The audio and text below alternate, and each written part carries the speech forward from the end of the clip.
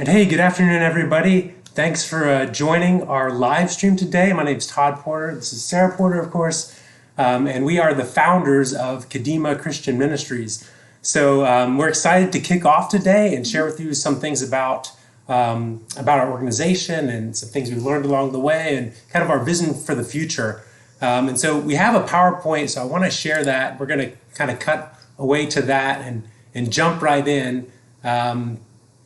Into that. So let's see. Get that underway. So this is really what we want to talk about today. You can see we're going to talk a little bit about our journey, kind of what led us to the point to start Kadima Christian Ministries. Then we're going to talk some about our mission and our value, our approach, and how we want to approach Christian ministries and schooling, and then lastly our goals.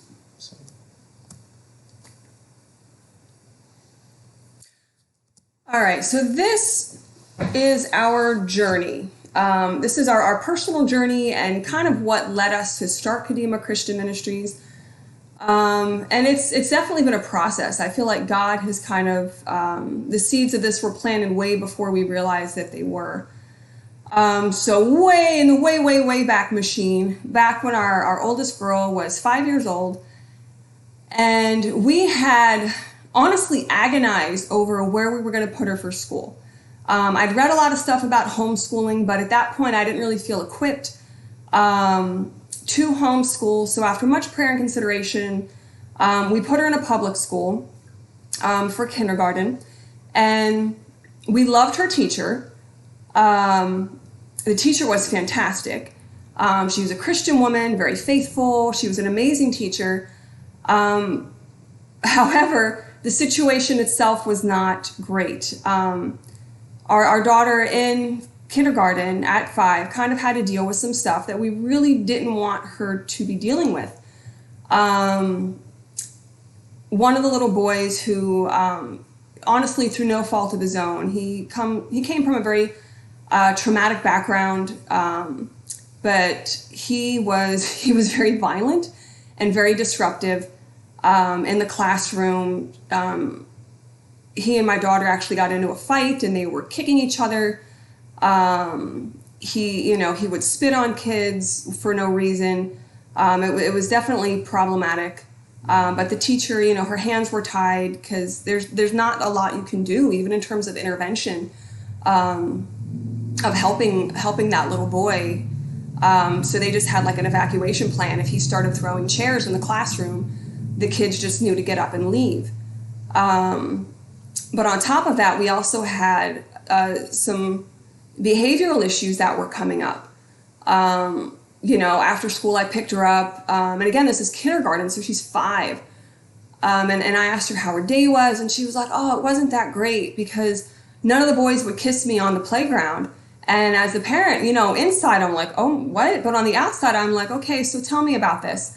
And so the game that the girls had come up with on the playground, I guess through, I don't know, whatever they had seen on TV or been exposed to, they thought it was a good idea to play, catch and kiss the boys at 5 years old in kindergarten.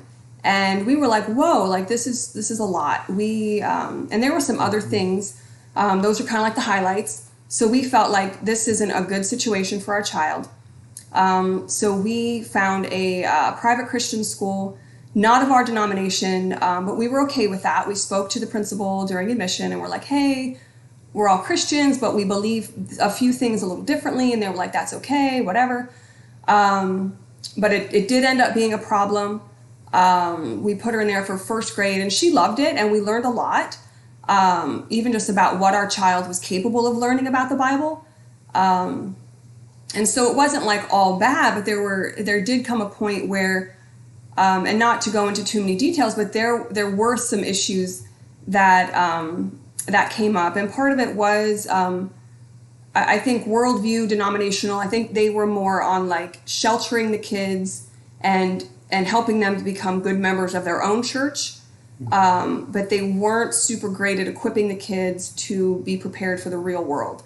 So that set up some red flags because we want our children to be equipped to live in reality. And not that it was a bad school. I would recommend it, I think, if you're of that denomination, and it wasn't horrible. But just for us, it wasn't really a great fit. So then at that point, she got accepted, and we were very excited at that point. She got accepted into one of the top charter schools in the Tampa Bay area. And we were excited. We thought this is going to be a great fit, and, hey, we don't have to pay private school tuition anymore. So let's give this a go. And, that turned out to be somewhat of a train wreck, I will say. I think it's a good fit for some people, for our daughter and how she learns and just how she is. It was not a good fit. It was pretty bad. So we ended up actually taking her out of that situation. And so we started homeschooling at that point. So I homeschooled her, and then our youngest girl at that point was going into kindergarten. So we, homeschooled both of them for about 4 years. 2 of those, which they were put into a university model school, which means that they went to school 2 days a week. And then the school sent home the curriculum that we did at home 3 days out of the week. And that was a great situation. That was a great school, and I would recommend that. Darby Christian Academy in Dade City. It's a great little spot out there. But then we felt called as a family to go and help with a church planting that was happening in Eugene, Oregon. So we packed everything up, moved across the country, and went to Eugene. And at that point, we felt like, okay, let's try private school, like full-time private school. There was another family in the church whose kids went to this school called Willamette Christian School, and they loved it. So we're like, okay, well, let's do that. So we did that. And it was pretty great. I will say that, and we'll touch on that. We're going to touch on Willamette in a little bit later. But that was a pretty great situation. So we were there for 2 years, and then we felt called to move back to Tampa. And there's a lot to that, but we did feel called to come back here. And when we came back, we figured out that full-time Christian school was a good fit for our family. So we didn't want to go back to homeschooling. We felt like this was a better option for our family as a whole. So we put our kids in schools that we thought would be good. And they were Christian schools. And one of them wasn't what we thought it was going to be. And the other actually ended up being kind of a bad experience. I mean, there were good lessons to be learned. I think, our one daughter had an opportunity to learn and grow. But it was a school that was definitely more focused on the private aspect of private Christian school and the exclusivity. And there's a lot I could say that I won't say about that school. It was definitely more religious than godly and wasn't really focused on discipleship. And then through a series of events, we found out that Florida College Academy had started a high school program, and that was a school that, had impressed us in the past. So we thought, hey, let's do that. So that is where we're at now, and we absolutely love it. We love Florida College Academy, and I would recommend that. And we'll go into that a little bit later as well. So some of the things I guess we learned along the way, as kind of through our journey, and we want to touch on those, because like Sarah said, we kind of did the full gamut of like every modality of school almost that you could imagine, between public and private, homeschooling, the university model. So, first thing to talk about here, sometimes a good teacher isn't enough. I think we learned that with the kindergarten class that our oldest daughter was in. Is that, we loved the teacher. We thought she was great, but it was really challenging, the situation that she was put in, and she couldn't, control the environment. And so that was a challenging thing. So we see that, there's amazing teachers out there in all systems, but unfortunately that just sometimes isn't enough. Yeah. We also figured out that, not all schools are created equal, even within the same system.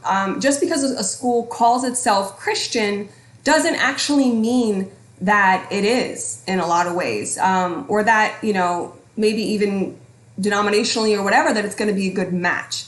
And, even in the public schools, there's going to be some public schools that are fantastic, and some that are going to be terrible.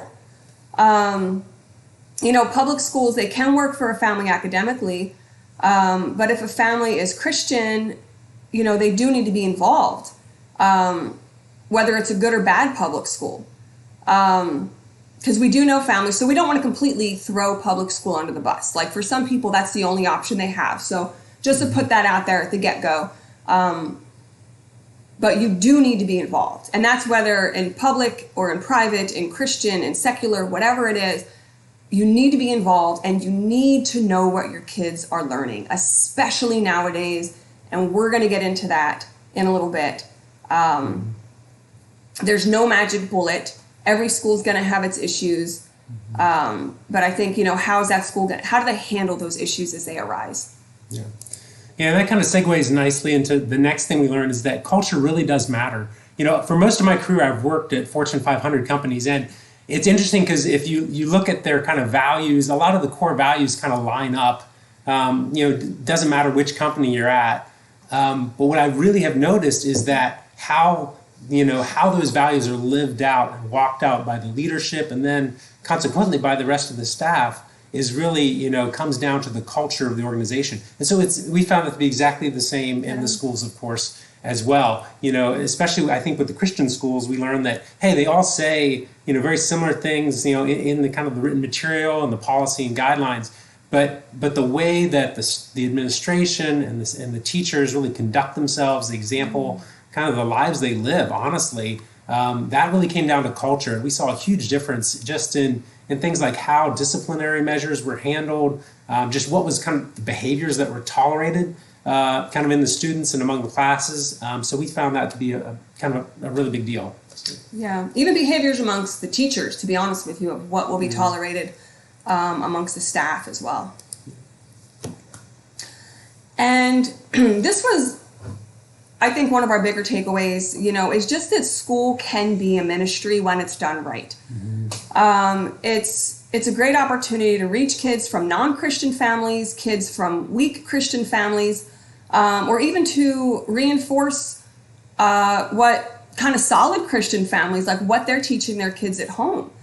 Because when you send them to a school that's opposed to what you believe, you're sending them to a school that's opposed to what you believe, right? And they're tearing down what you're trying to build at home. So it is nice to send them to a place where they're reinforcing what you're teaching at home, those morals, those values, and that faith.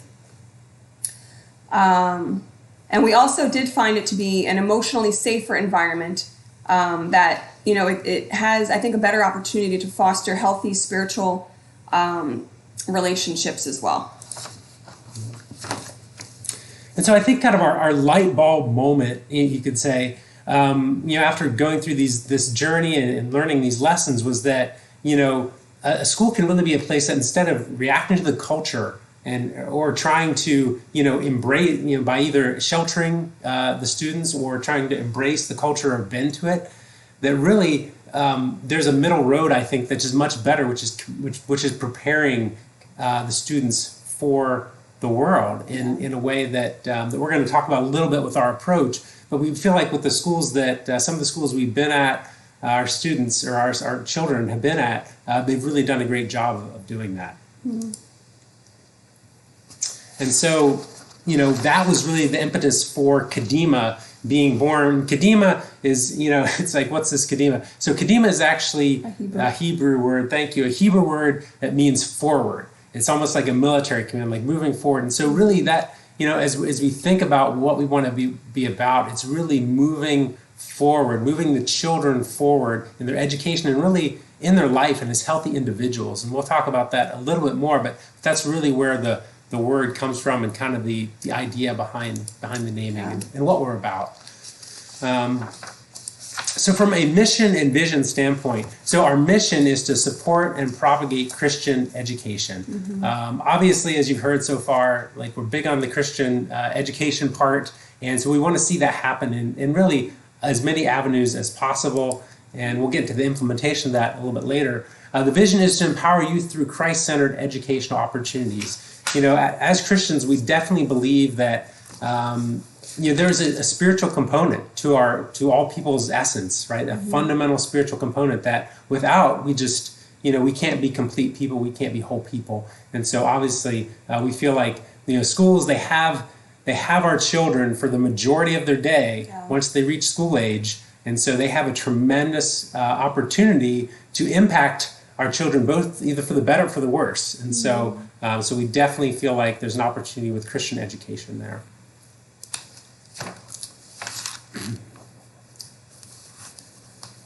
All right, and this will lead us into our mission and vision. We really do believe very strongly that Christian schools are uniquely positioned to have a long-term positive impact in the lives of their students in these three specific areas: in emotional, relational, and spiritual health.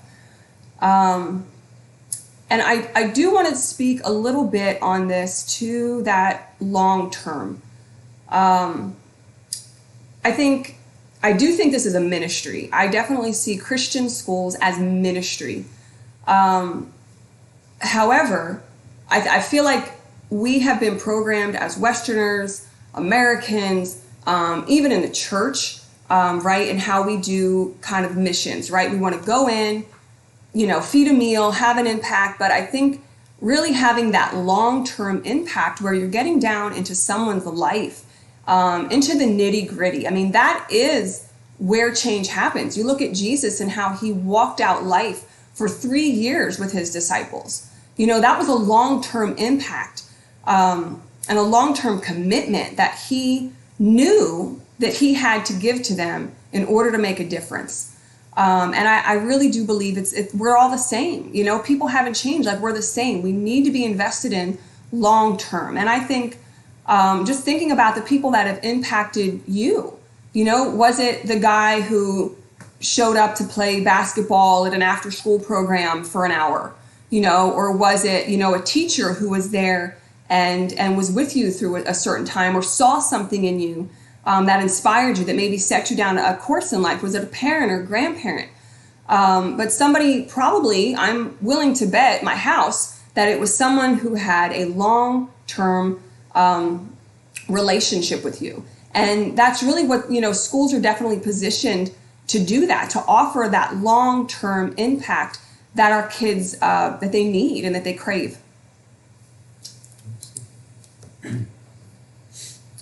So speaking to the emotional health, and this is an area that we really feel like that Christian schools can shine in. So I did a lot of research actually leading up to this. And so, I will say from the get-go that there's not a ton of research. There is research. Some things will get funded and some things won't. And I'll just say that. So it's hard to find studies that link, because that's what I was looking for, is what are the outcomes of mental health of children in public versus private schools. And to be honest with you, there's not a ton of research that I was personally able to find. If anybody knows of any, send it to me. I'd love to read it. But we were able to find something. So I want to share that with you. So just in terms of general mental health, I did find an article where there was a researcher who noticed in Hartford, Connecticut, that in a mental health facility, that there was a lower incidence of mental health issues in the summer as opposed to the school months, which tells us that there could be a connection between kids being in school and the emotional stress that they're feeling in those situations. And I do think that that's compelling. I do think that that's a very compelling thing. If our kids as a whole, are experiencing kind of emotional trauma, which is really what that is. If they're experiencing emotional trauma to the point where it's like a mental health emergency and they're being, brought to a mental health facility, that's kind of a red flag. That's a problem. There was another study that found students from private schools had a better longer-term mental health outcome than public school students, even when controlling for socioeconomic influences. So I think that's another compelling piece of research, is that, I think private school, Christian school, I think you can come to that in a logical conclusion, is that if kids are in a place where there's They're being taught moral absolutes where there's accountability, where there's God, where kids are taught that there's God, that there's hope, and that there's faith, and that these things matter. That's got to have a better impact on their mental health. Than being in a place where those things don't happen. The other thing that I did find, and I don't want to, I'll just stick to this. I don't want to trigger anybody. I know suicide has touched a lot of lives.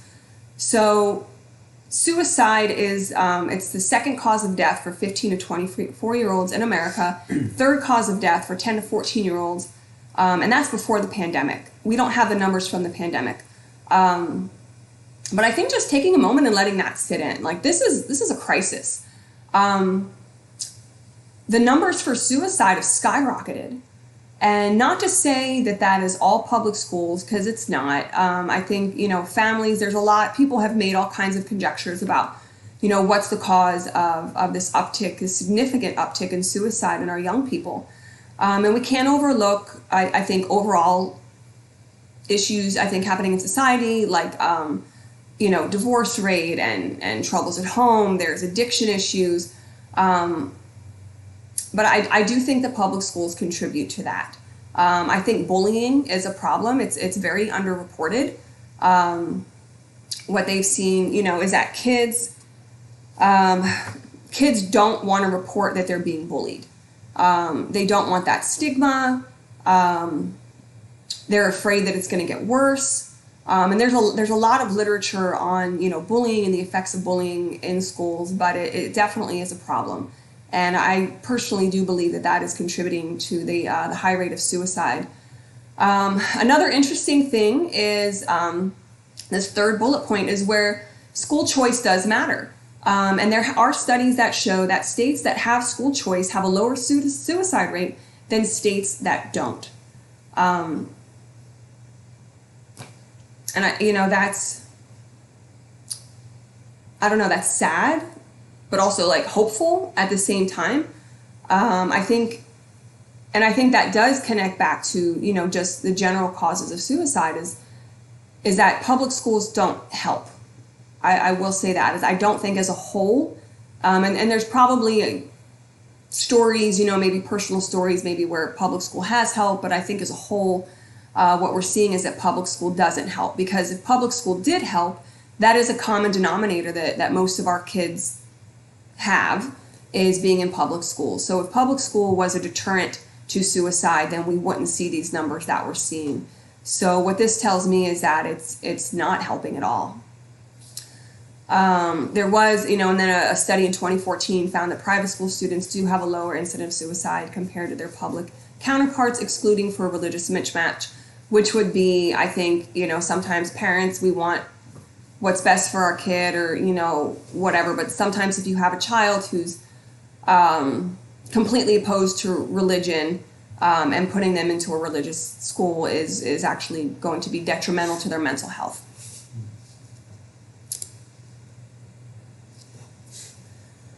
Relational health. We also have seen evidence that, private Christian education can have better outcomes in relational health than public schools. So there's something called the Cardis Education Survey, which says a lot, actually. It's pretty interesting if you're looking for information on public and private and religious institutions. They compared public, and they compared Catholic, and they compared Protestant schools and the outcomes of that. So what they found is, students at Protestant Christian schools had better long-term relationships as well as closer relationships than their public school counterparts. That's winning. I feel like that's a great thing. Our kids really need these, they need solid relationships. Bullying is really, really hard. And another, a couple other studies show that bullying is less of an issue at private schools and that students do feel safer. The Cardis Education Survey also showed that students at private Christian schools felt closer and more cared about by their teachers and school staff. So again, it's not that things don't happen. It's not that bullying doesn't happen at private schools, but from, I think, what the research shows, and honestly what we have seen in how schools handle these situations, it's very, very different. it's night and day different of how they address these interpersonal relationships between the students. We've seen just from our own experience and from other people that we've spoken to, schools looking the other way, minimizing the situation, looking the other, like they just don't know how to deal with it. They don't want to deal with it.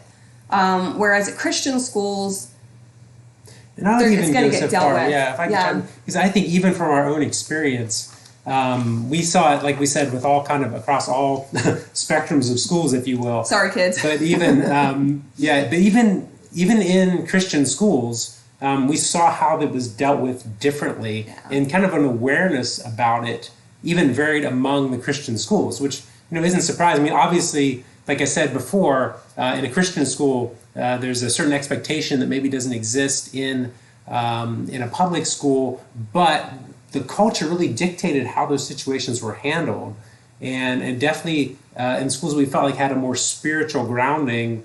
They were handled much better, where there was I would say even an awareness about the health of the relationships of the students.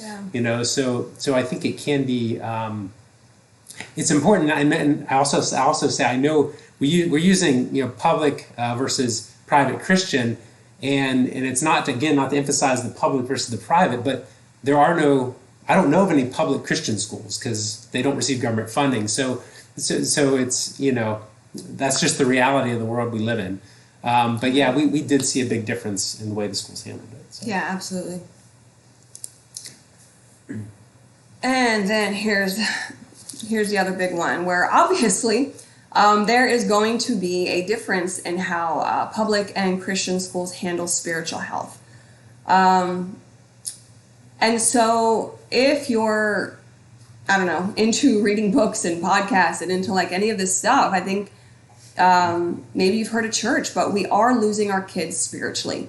So Barna, they do a lot of research, but they did find that, 56% of youth 15 and up are going to leave church for a time or permanently. And research reasons cited include the perceived incompatibility of faith and science, the church's inability to answer intellectual doubts, and the view of church as shallow and overprotective. The Cardis Education Survey also found that students of Protestant Christian schools were more likely to remain in the Protestant faith than their public school counterparts, more likely to tithe and be financially generous, more likely to believe that morality is unchanging and absolute versus relative morality, less likely to get divorced, and more likely to volunteer. So, while not a cure-all, Christian education done correctly has the potential to do a lot of spiritual good for our youth, families, churches, and communities. So this is, a lot of positives and negatives, right? We do need to do more. We need to do more for our youth. Those numbers are scary, and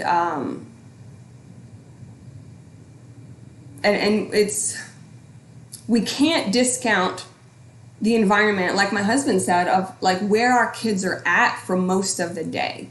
If the goal is to have faithful Christian children, then it makes sense to put them in a place that models that faith, instead of putting them in a place, like we said, that is, stripping that away. And we'll get to that in a moment. But I did want to speak to, there's a lot of ideas, I think, in different denominations and in different churches and things like that. But one idea that we have come across consistently is the idea of exposing kids to the real world, or insisting that they go to public school to be a light to the other kids at the school. And that might work for some kids. But I think even from nature, like how God has set things up, there's a reason, like, why doesn't a mother lion take her young cub on a hunt? Why do salmon literally kill themselves to lay their eggs in a safe river? Why do whales travel hundreds of miles to birth their calves in favorable waters? God has given animals wisdom on protecting their young. And I think we should learn from that, like just because a healthy human infant will one day ride a bike doesn't mean that they're ready when they're 3 months old to ride a bike. They don't have those abilities yet. I think another example, like when you're building a big ship, you don't build it out at sea because it's not ready for deep waters. When you're building a big ship, you build it in the harbor until it's ready to go out into the deep water, where it was made to go. It's not made to stay in the harbor, but you build it in the harbor so that it's able to go out into the deep waters. And I bring these up, these examples up, because there are these extremes of, I think, one part of Christendom that really wants to shelter our kids, like the one school that we shared about, which it's not terrible. I mean, it is laying a foundation, but there's a lack of equipping. There's a lack of living in the real world and dealing with issues.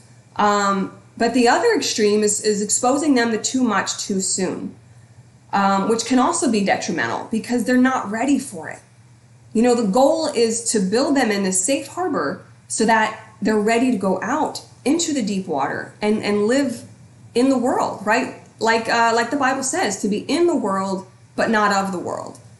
And we really believe that Christian schools can help with that. So just, I think I did want to speak to that because I think there are these extreme things and we really need to be careful because, as my husband likes to say, there's a ditch on either side of the road, either being too sheltering or, being too forceful with thinking that they're ready to take on more than they're able to. But we, to round that off, we do think, obviously, and I think research shows that Christian schools are going to be a better environment for our kids spiritually than putting them into a public school. Yeah, and I think it's not that the parents obviously have the responsibility to raise children and instill the faith that we have into our children. But I think, like we mentioned earlier, having a partnership with other adults that have influence and kind of authority, in a sense, in your kids' lives is so much better than being in conflict with what is being taught in the schools. So I think that's super important. Which we get to tied into this topic. So I think just to spell it out, these are things that our kids are dealing with. Whether you're aware or not aware, these are things not that are coming down the road, not things that are 10 years out. These are things that are being taught in our schools last year, 2 years ago. These are things that are here. These are things that our kids have to deal with, where we really feel like the school is kind of overstepping their boundaries on teaching what is moral and true and right. At one of the top charter schools here in Tampa, one of our friends' children in one of his classes was taught that abortion it's true and it's right and it's okay. That it's just a woman's choice, and he came home conflicted.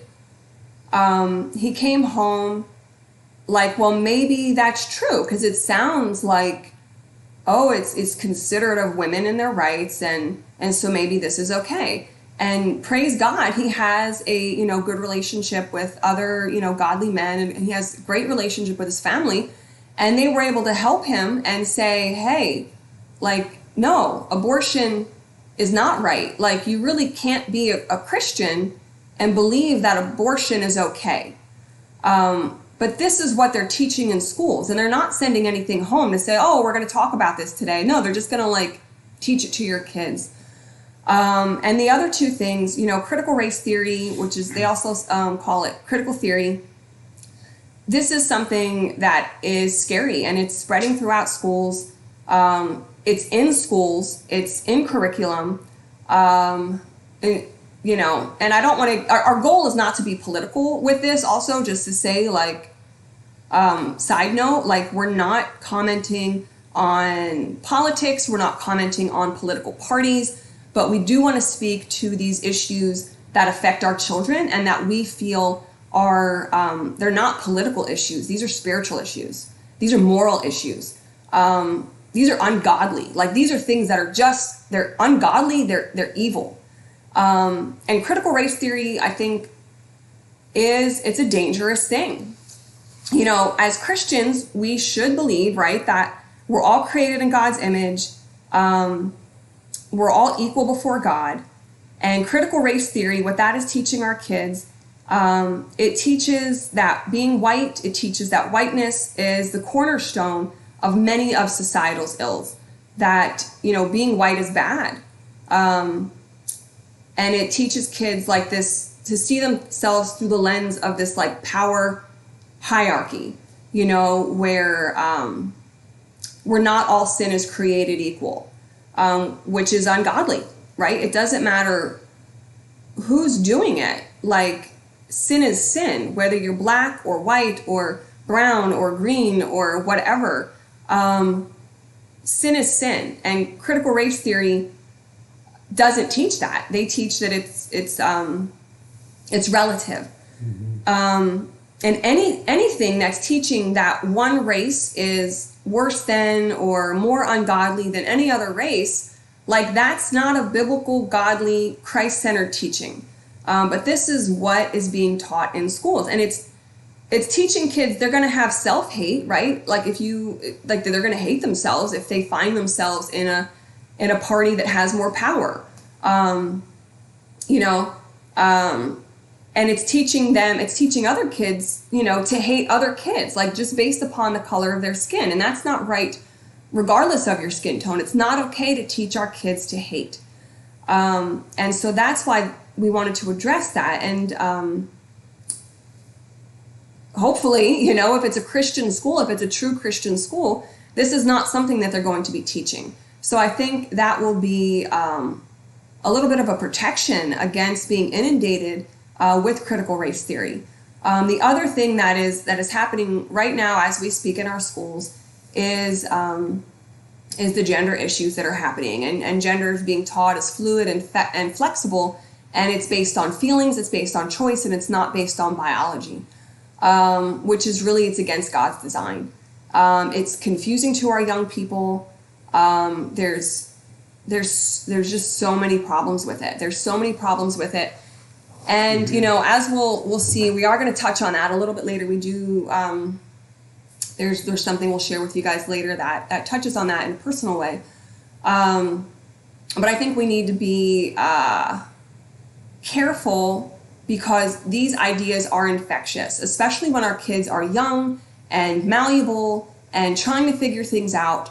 When they're presented with these ideas by their teachers, by respectable people, by their peers, they feel like they have to go along with it, and it makes them seriously consider it, and it can make them fearful to go against it because they don't want to be ostracized and have no friends, right? Nobody wants to sit by themselves at lunch.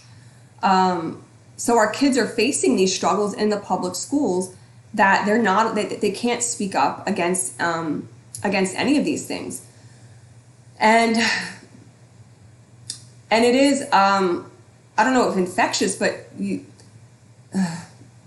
again, I was like, what's the line between political and just dealing with it, right? Yeah. But there are things on, but just that it does impact and kind of infect our children, and that's where I'll leave it, because I don't want to go certain places. Yeah, and I want to. The reason that we're bringing this up, and we felt like it was important to talk about this, is we just talked about the emotional health, the relational health, and the spiritual health of the children, and the opportunity to impact that. And so, if you look at these three things, these tear down at all those.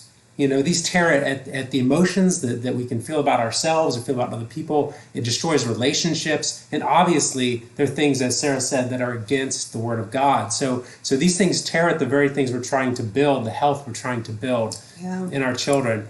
And I think, and so that is a great segue actually to what we want to share with our approach. And so what you see coming on now is the model of Kadima Christian Ministries, something that we came up with, that we've observed and prayed about and studied, and I'll spend a little bit of time kind of breaking down what this is. So at the top, you'll see the top of the diagram. There's the pyramid, and you can see, and the pyramid really represents a healthy or a whole individual.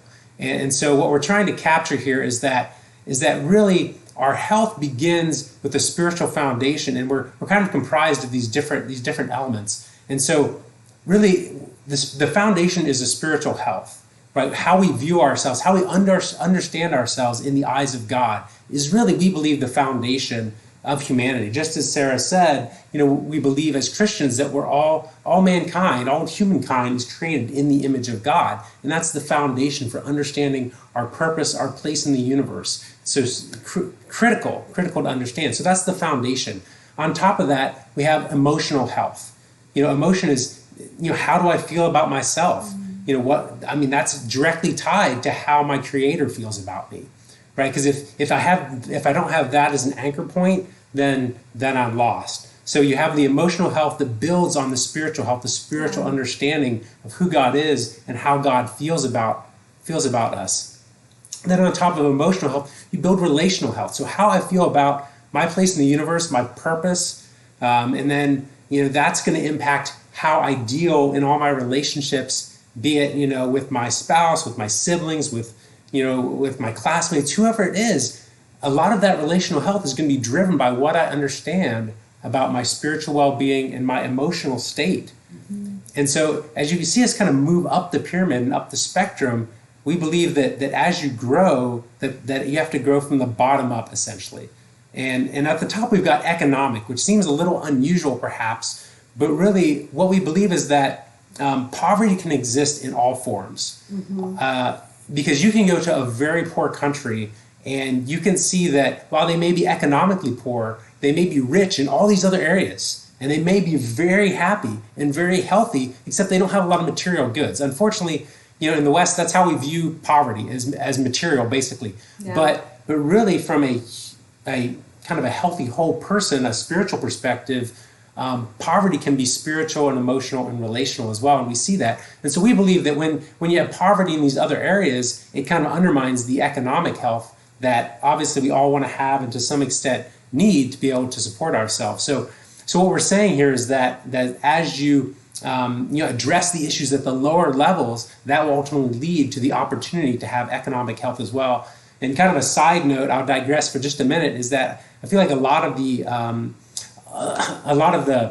the charity approaches to alleviate poverty kind of just take the top-down approach and try to just throw money at the economic piece without dealing with the underlying relational, emotional, and spiritual needs that people have and the brokenness that ultimately undermines their efforts. So that's why we really believe that for Kadima, what we want to do is we want to support the healthy development, the healthy growth of this pyramid, and that's where we get into the bottom portion, which is the 3 pillars.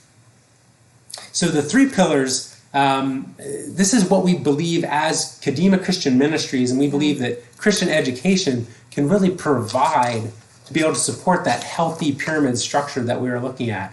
And so the 3 pillars are faith, education, and community. So obviously faith, an environment that encourages faith, that fosters faith, that really builds that spiritual base that says this is who you are in God's eyes. You are loved, you're accepted as a child or as a child of God, and that's really foundational to having a spiritual understanding of your place in the world and feeling even accepting yourself no matter where you're at in life.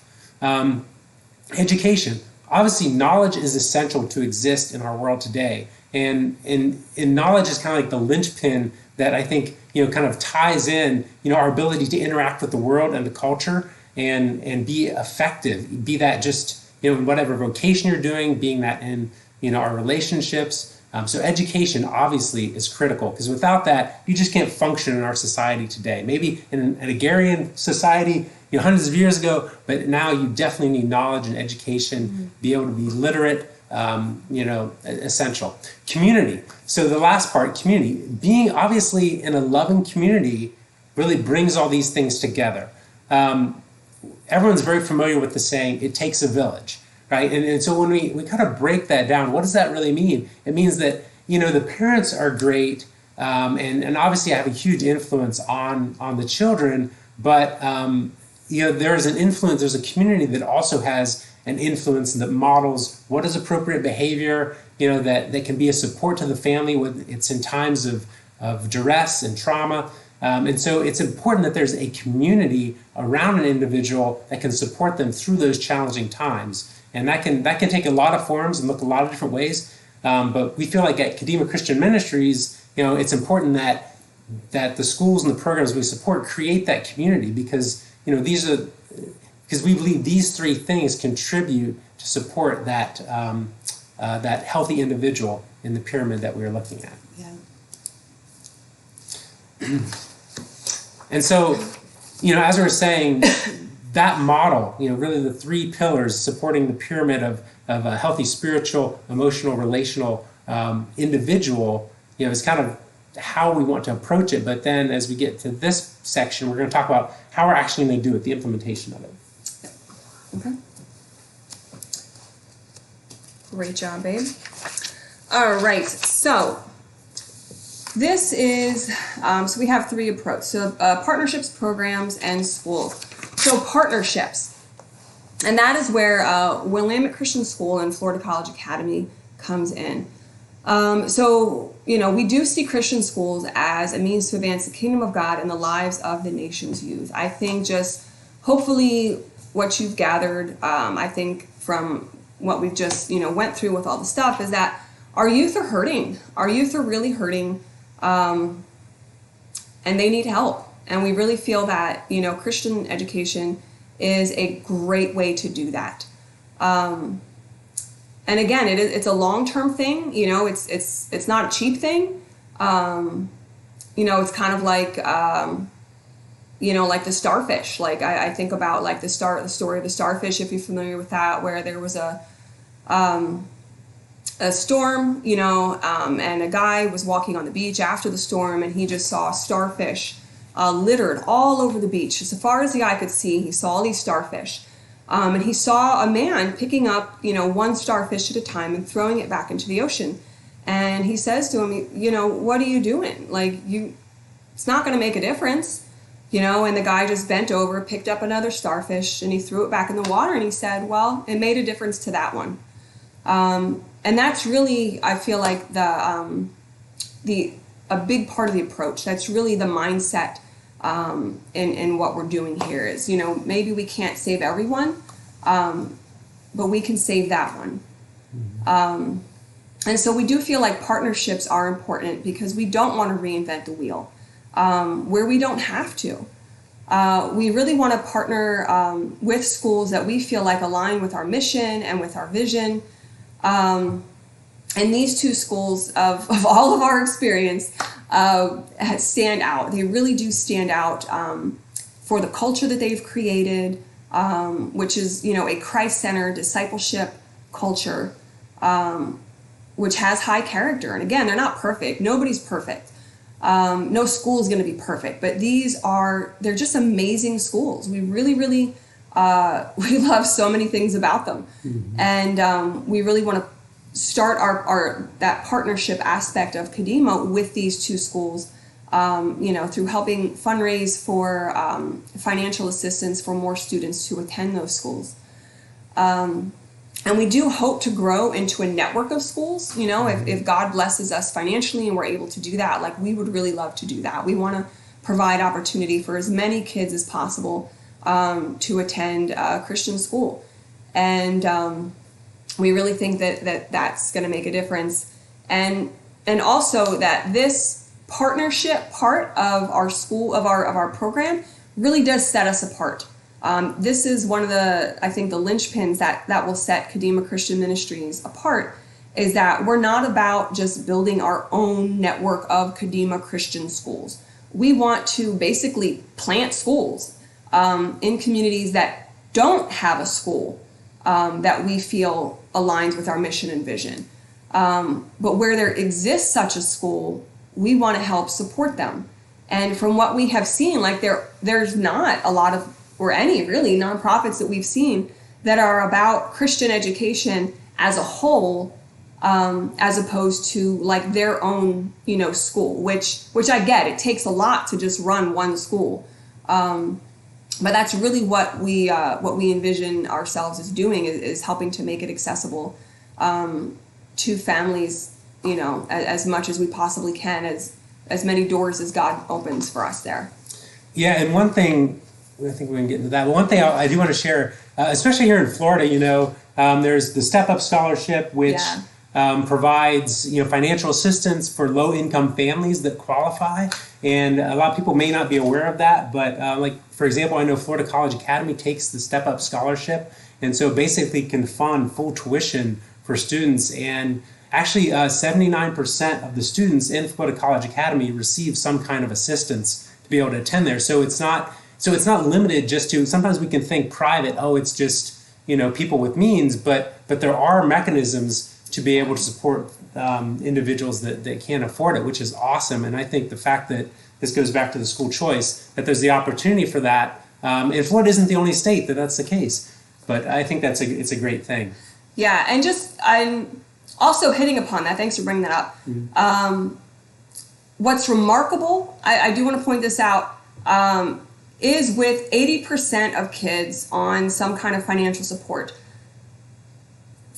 Florida College Academy still outperforms their public school peers academically, which is, it beats, it just kind of like pulverizes a lot of research, which kind of says that, oh, well, kids who go to private school are in a higher socioeconomic bracket, so they're going to do well academically no matter where you put them. But what we've seen at Florida College Academy is that is not the case, because they're taking kids who come from lower socioeconomic backgrounds who would not be able to afford private school on their own, and these kids are outperforming their public school peers, which I think is pretty great. And Willamette Christian School, I know if they were in a state that had school choice, I know that their number of students on financial assistance would be higher. As it is, they have about 14% of their students who receive some kind of financial assistance. Oregon is not, unfortunately, it is not a state that has school choice. So you can put in to kind of transfer between public schools, but they do not have school choice where they're offering tax credit scholarships for kids to attend like Christian schools, or not private schools, basically mm-hmm. non-public schools. So that would be the difference there. But we do want to take a moment, I think, just to drive home the difference that these schools make. We wanted to share some testimonials. For time's sake, we're not going to be able to share all of the testimonials that we have received, but we do want to say thank you to all of the parents who took mm-hmm. time out to write those and to send them to us. We are going to post them on our website, but just for the sake of time, we are going to read 2 testimonials for each school, starting with Florida College Academy. So I will start. So the first parent, it says, I often think that parents forget the impact a school can have on a child's life. Too often we focus on our children's academic performance and what grades they are getting, and forget the impact that a school has on the heart of a child. We have seen the impact of this firsthand having our daughter in public school. All schools have a vision for the kind of person they want their students to become. Schools do not only teach information, but they also seek to educate the emotions and influence the actions of a child's life. The power a school has to impress our children's worldview is foundational training that will carry them through life. What we appreciate about FCA is that it equips a student not just academically, but spiritually to be a transforming influence in society. The climate created by Mr. Wade, he's the principal, and the faculty is an atmosphere where academic growth and spiritual growth can take place. The encouragement the student receives equips and trains the student to be a world changer. All children will face difficulty. That is just life. What has helped the student with the tools of life to be able to succeed and not give up when the challenge does come. FCA seeks to equip children with a biblical worldview that places God at the priority of all things in every subject matter, curriculum, and in the classroom. And here is another testimonial from a parent at FCA. Yeah. It says, 2 little boys born out of wedlock to drug-using parents, adopted by loving, aged Christian grandparents. Birth mother dies at ages 2 and 4. Loving, kind Christian grandmother dies at ages 4 and 5. This story would be devastating, except that Christian grandparents had chosen FCA for their boys' ongoing Christian education. The FCA family is truly family. The loving and caring that all the teachers, staff, and other students, younger and older, showed and continue to show my boys and me is nothing short of phenomenal, truly amazing. All one has to do is walk the hallways and look into the windows of the classroom doors to see the amazing things that take place between the teachers, staff, and other students to understand that FCA is a special place, a school like no other, providing the very best start in life and instilling Christian values that will last a lifetime and through eternity. Yeah. And we also wanted to share some testimonials from Willamette Christian School. So the first one I will read. I will start by saying that Willamette Christian School was the best decision we ever made for our son. I wish that we had found this hidden gem for all our children. WCS has the best middle school teachers I've ever encountered. Each one took time with our son to get to know him and understand how he learns. He has struggled in school most of his years, especially in reading, writing, and math. By the time he was in 6th grade, he had been to 3 different schools as we looked for a place that would best fit his needs. Willamette was that school. The culture that exists here is like no other school experience. We are one big family that supports each other with a shared goal of seeing our children and students succeed. Their mission is to empower students to see their God-given gifts and abilities, and they do an amazing job at carrying this through. They found gifts in my son that I didn't know existed, and he has continued to carry those words of encouragement and affirmation with him still today. For the first time ever, his grades were above average, and more importantly than that, he gained a love for learning. He was excited to go to school each day and ready to learn. For 2 years, I never once heard a complaint about going to school, and if you have a middle schooler, you know that that is rare.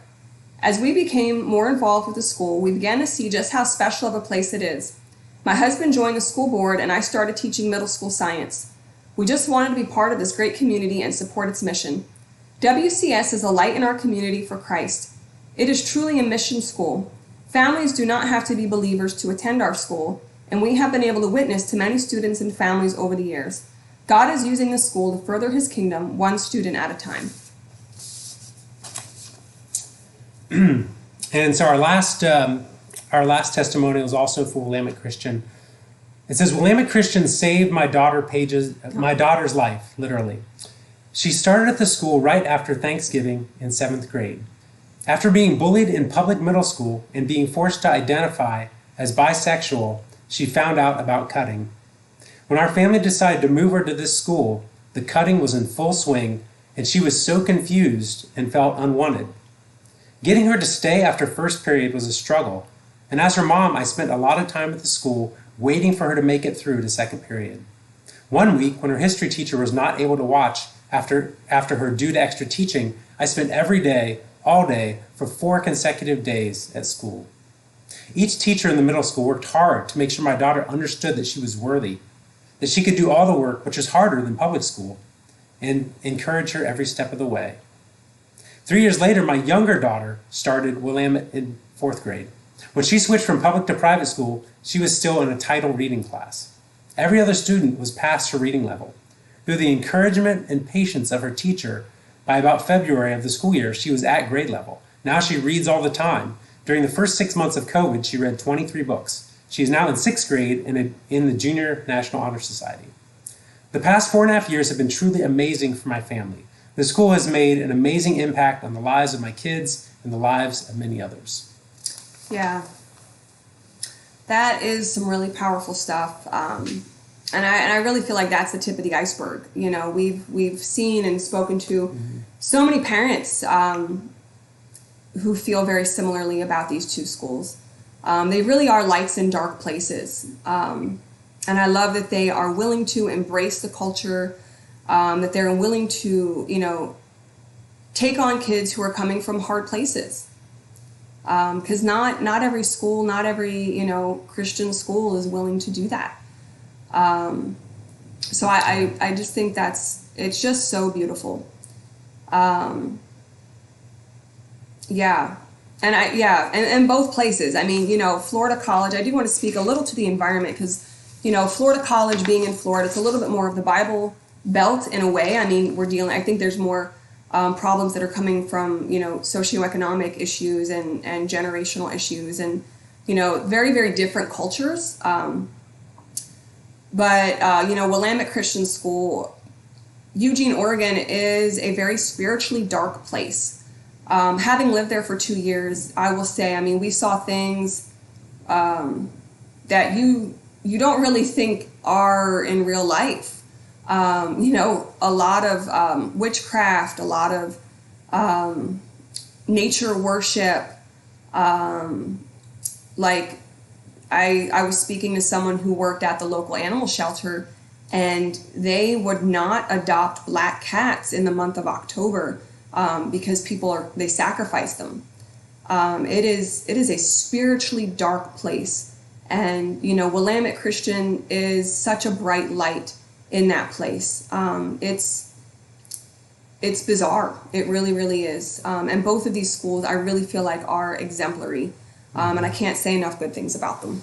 Yeah, so if it sounds a little bit like a commercial for them, obviously we're big we're big and fans. our partners. So I think we've driven that point home. Yeah, sorry. Let's see.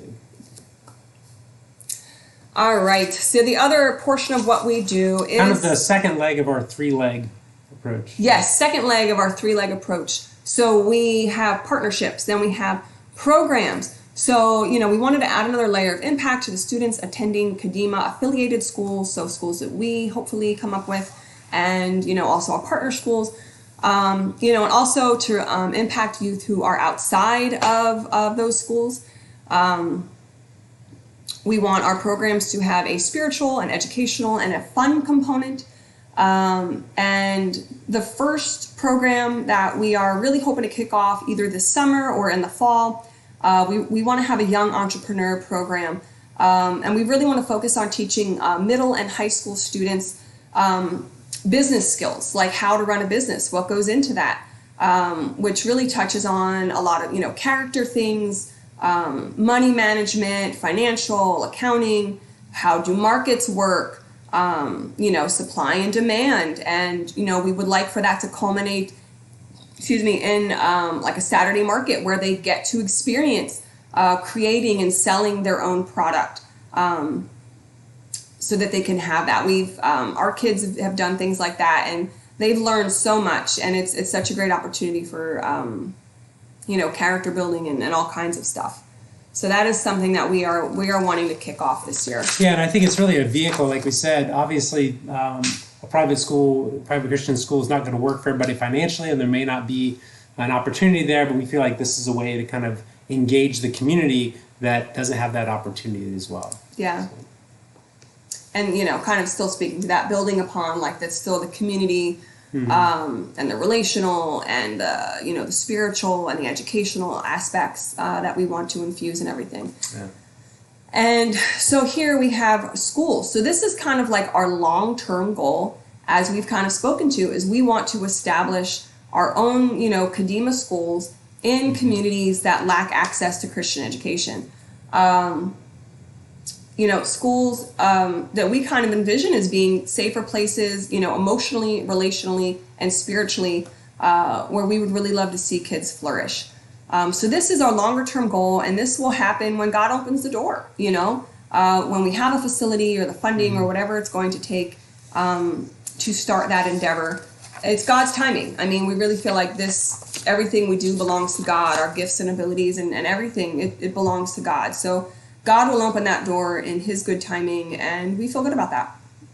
Yeah, and I think it's, we, like Sarah was sharing with the starfish example, the goal is not necessarily to have a huge thing right out of the gate. It's really just about impacting individuals. And that's really, as Christians, that's where it starts, right? Is we have the opportunity to impact those within our sphere of influence. And so we're just saying, hey, let's take back a little more ground and see what God does with that. Yeah.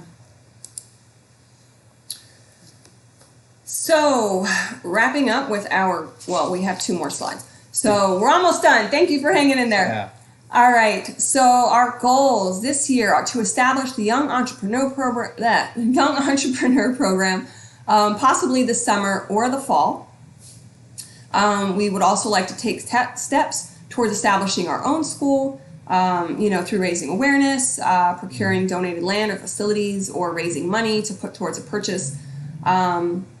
And our third goal is we would love to raise $55,000 for our partnerships and for our programs. We would love to be able to support WCS with $25,000, to support FCA with $25,000, and to retain $5,000 for our own Kadima Christian Ministry programs, which would be the Young Entrepreneur Program.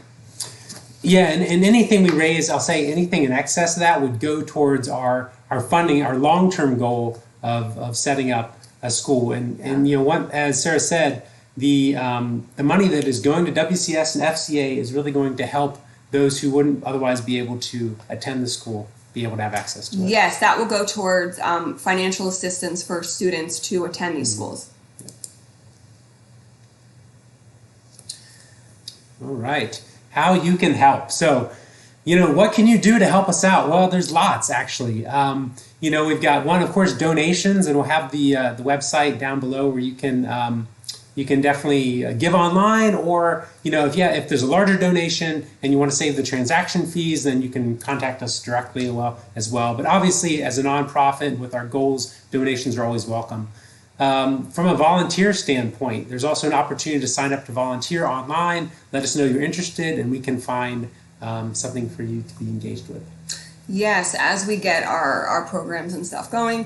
And hey, long shot, but you got to throw it out there in faith, right? Like if somebody has, hey, I have this facility or this piece of, you know, property in the Tampa Bay area that I'm doing nothing with, and I'd love to give it to you guys. We'll take it, you know. Like if if it's just cramping your style and you feel like, hey, we would gladly take that. So if you or someone you know has something like that up their sleeve that they're looking to get rid of, you know, I'm your huckleberry. Please reach out. Also, prayers. Prayer is very, very powerful. So if you can't give, you can't volunteer, you don't have this amazing piece of property, and this is actually, I think, it's so key. Like, prayer is powerful. So it's not just like, oh, this last ditch thing, like it's all you can do. But no, prayer, it's just so necessary. So we covet your prayers. We covet your prayers. We covet your spiritual support. So please remember Kadima in that way. Which kind of leads to the other thing is, you know, spreading the word about Kadima Christian Ministries. You know, share our website, share this presentation with your friends or family or church members, and just, you know, who knows what God will bring from it. We believe in Him. Again, like I said, we are His. This organization is His. It's not about us. You know, we really believe. We believe strongly that we all have our own, you know, strengths and abilities and gifting that God has given us to further His kingdom, and we really believe that that's what, you know, what this is about. It's really about furthering God's kingdom. Yeah. And so I think that wraps up what we wanted to cover today, but we definitely thank you so much for hanging in there with us, and we appreciate your prayers and all the things that Sarah mentioned there. If you can support in other ways as well, it'd be very much appreciated. Yeah. Obviously, we got a website here if you want to check us out there, but at this point, I think we're done with the live stream. So thank you so much for your time, and we just hope that you have a great, just a great rest of your day. Thanks, everyone. Bye.